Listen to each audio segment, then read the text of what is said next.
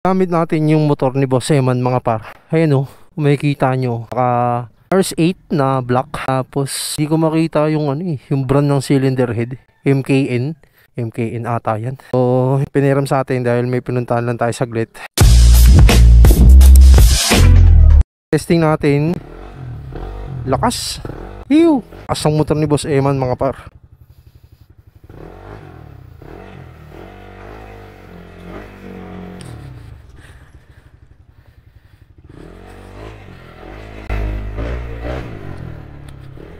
Solid. Talagang binibigay yung takbo. Pero dito sa amin hindi ka makakataw kasi nga ayan sobrang lubak. 195cc. Tapos one click lang. Di siya katulad nung ibang na-testing ko na kargado. Hard starting. Lakas. Talagang kung maririnig nyo yung tambucho, talagang siya mga par. Binibigay niya yung response ng gusto nyong takbo. Wow. Overtake.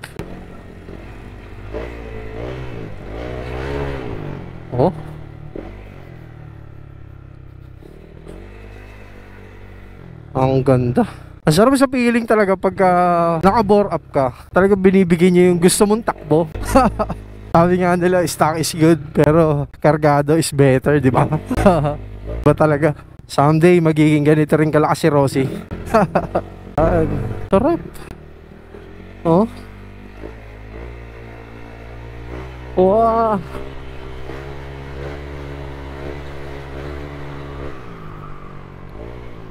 Woo.